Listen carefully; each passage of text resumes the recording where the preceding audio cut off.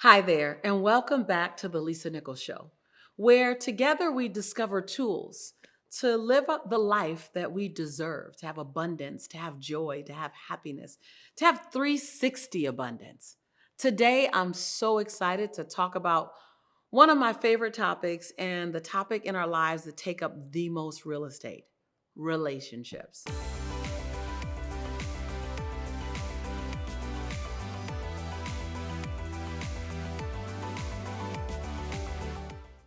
Woo! Now, there's so much to say about it. I'm just going to talk about the tip of the iceberg, but some meaningful things in that area. I'm not talking about professional relationships. I'm not talking about the relationships that come in and out of your life. I'm not talking about the relationships that in 10 years, you won't be able to remember his or her name.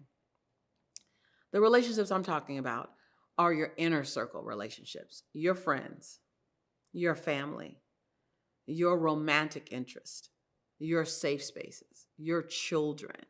I'm talking about the relationships that literally determine the temperature in your life. The relationships in your life that impact the quality that it shows up as. Your relationships are powerful. They influence every other area of your life. Is it crazy to believe that your relationships actually influence your money? They influence your income. They influence your health. They influence your spiritual peace of mind. They influence everything. When people are feeling good, it's normally because there's something good happening in your family or personal relationships. They're just like on point. You know, when everything's like on point, like, wow, my relationships feel good. I feel like we're having fun together. We're opening up. We're laughing together. Like that impacts your business. It impacts your health. Heck, it impacts the pep in your step. And when people feel down and lost, sad, and even depressed, normally it's because of a breakdown inside one or many of those relationships. Here's something that most people unconsciously know that when there was a breakdown in a relationship when you were young, when there was a violation or there was something that didn't feel good, it has a long term impact on you. When I'm coaching and someone is hesitant to trust or hesitant to love again or hesitant to get back up, I can almost always trace it back to something that happened to them in a meaningful relationship early on. When your relationships are in breakdown, you find your finances can chase it. Your health can chase it. They all can be in breakdown as well. But when your relationships are on fire, when your relationships are working and everything is going wonderful, you can find that you're doing better in all other areas. Like you're doing better in your wealth, you're doing better in your health, you're doing better in your inner game, your mind chatter is better. Today, I want to invite you to really take a look at who you're spending your time and your energy with. Like, who are your close friends? You know, you've probably heard the statement by now that look at the 5 people that you hang around the most and you're a summation of that circle. But I want you to look at your time and who you spend your energy time with, whether it's in your phone while you're texting or communicating, or whether it's who's in your house, or whether it's who's in your car, or whether it's who's just in your ear. Like, who are the people surrounding you, family and friends? And how do they make you feel? How do you feel in their presence? Your safe space. Like, are they safe? Do they feel safe? Do you recognize that safety that they give you? Have you taken the safety for granted and realized, oh my God, I'm so safe in these relationships and I haven't acknowledged them as such? Or I'm so safe and I keep acknowledging, or I'm not safe. I'm not emotionally safe. I love the people, but I don't feel emotionally safe. I'm just inviting you to take stock. I'm not recommending that you change anything at this point. I just am inviting you to take stock. Who are the people that you can confide in? The people that will allow you to take your superhero, or ladies, super shero cape off and just be you. Who's that circle? Or who's that person? For me, for a long time, it wasn't a circle, it was a person. And there were times in my life when I had the person, but I didn't acknowledge to the person that they were a safe space. I didn't acknowledge the value they brought me. I didn't acknowledge the fact that they were the place that I can take my cape off of. I thought it would always be that way, that that's just who they were, and it was rolling on autopilot. And then they went away. And quite honestly, they probably went away because I didn't acknowledge it enough. So I want you to ask yourself and answer, but I want you to answer super honest, even if it's uncomfortable. Are there relationships that I love, that I need, and that I get value from, that I don't acknowledge those facts to enough? Are there people in my life that they really ground me, they really serve me, they really help me to recalibrate, and I need to let them know that, because I may have begun to take it for granted. And then the next question, are there relationships that I've outgrown? What are the relationships, if any, that honestly, they needed to be in my life? They needed to be in my life for the 10, 15, 25 years that they've been in my life. And right now, it feels like I'm trying to stuff a size 8 foot and a size 5.5 shoe. I've outgrown the relationship. I've outgrown the conversations. I've outgrown the arguments. I've outgrown shrinking myself. And the next question I want you to ask yourself, what are the relationships in my life that need repair? I mean, I love them and I need them and I want them, and they're parts of the relationship that truly are broken. I mean, whether it's the communication, that's normally where the breakdown happens first. I know for me, on its way to the demise of my friendship that I still at times long and miss, it was I stopped communicating. And then there was a time when I stopped communicating what I felt. I stopped communicating that I was fearful that I hadn't communicated enough and that I hadn't poured enough. I was afraid to mention my breakdown. And so I just stopped communicating. And so is there a part of the relationship that requires healing? Is there a part of the relationship that requires repair? Answer that right now. Think about it. I know I've taken you to a real serious space, but I'd rather take you here as your coach, even if I'm your coach only for 6 minutes, 16 minutes. I want to ask the questions as your coach so that you can lean into the relationship or into the healing or into the development or into the restoration of the relationship that much more. The next thing you should do after taking some time, and really after this video is over, take some time and explore your personal relationships and ask, do I need repair? Does it need more acknowledgement? Who can I confide in? And just identify, answer all those questions, and then ask yourself the question, how am I showing up in the relationships that could use some healing or could use some repairing? How am I showing up? Because the same relationship that I just mentioned to you that I thought would be forever, that ended to me abruptly, that I didn't have the courage to confront and have communication in. When I looked at it took me some time, but because I felt like it was all about them. I was like, what? She just doesn't understand. I want to serve the world and I want to help people. And she just abandoned me. And for years, my story was that my friend abandoned me while I was developing ways to serve teens and to serve people and to help the world and to motivate the masses. I wanted to serve the world and she just abandoned me. And for years, I lived in that feeling of abandonment. And for years, there was nothing I could see that I did because I didn't say anything wrong. I didn't do anything wrong. I wasn't inappropriate. I didn't disrespect her. I had a list of what I didn't do. Well, when I look back at it a little closer, what I also didn't do, when I say look at who you are in the relationship and how did you influence the relationship by who you're being. When I looked at that, I realized that while I didn't do those things, I also didn't call enough. I didn't remind her how important she was to me. I didn't carve out quality time and prioritize her and make her feel like she was a priority in my life. I didn't have the courage when I knew that there was too much space in between us. I didn't have the courage to call and say, what can I do better? How can I show you that I love you more? So while I didn't do all those other things, I didn't do these things as well. Good relationships are a relay. Think of it like a tennis match. When you're hitting the ball in tennis to someone, they have to hit the ball back. A relationship is just like that. It's a relay between two people. Relay, look at this, relay, relationships. Even the word relationships show you that it's a relay. So there's nothing in a relationship that's just being done to you. You have to respond.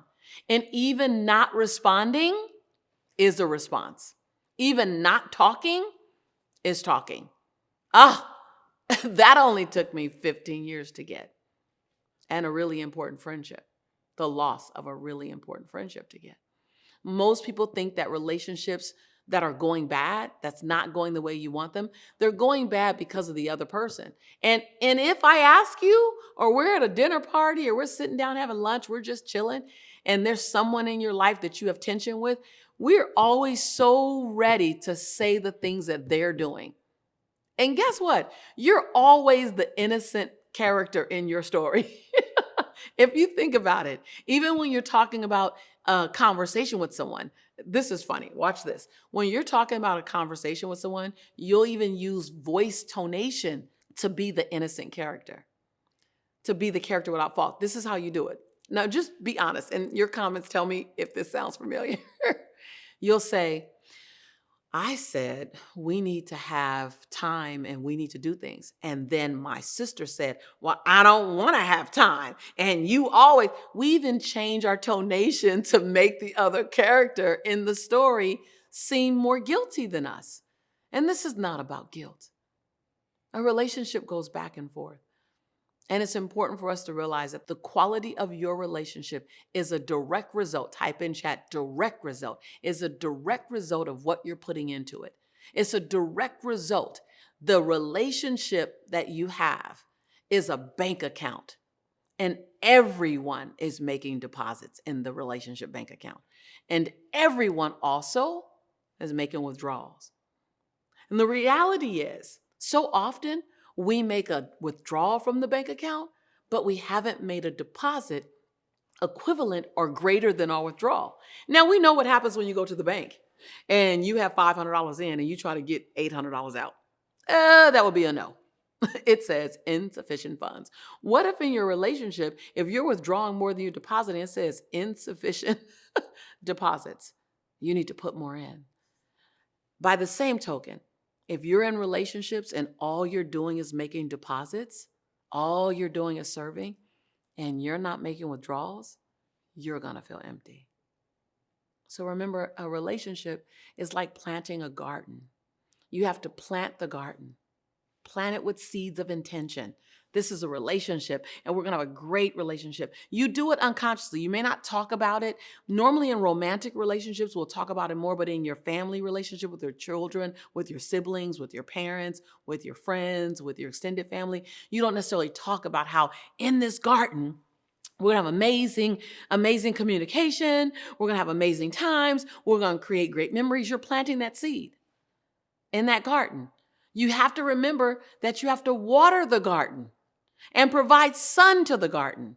Relationships are just like that. They're just like a garden. They're ready to grow at any given time as soon as you're ready to give them some maintenance. That the sun and the water are the phone calls, not just the text. Don't just WhatsApp me. Don't just email me. Don't just DM me. Make a phone call. Send me a Bitmoji saying I was thinking of you.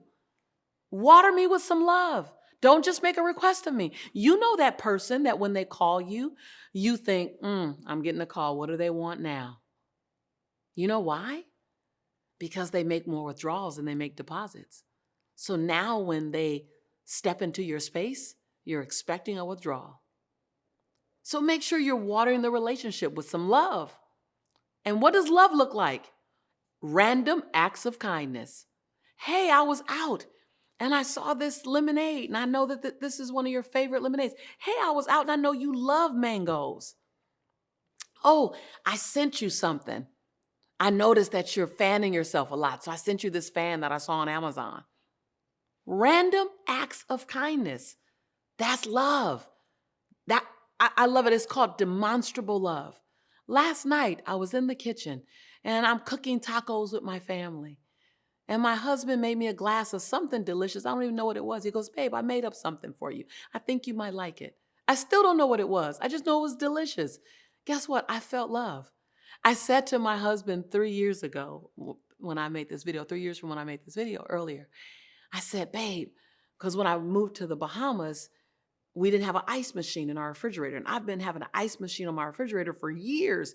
And I went back to having ice trays. And I was like, what? I felt like that circle when you go back in time in the circle. I'm like, I'm in the 80s. And so I told my husband, honey, when he walked in one day with a bag of ice, I said, honey, when you come home with a bag of ice, I feel like you're saying, Lisa, I love you.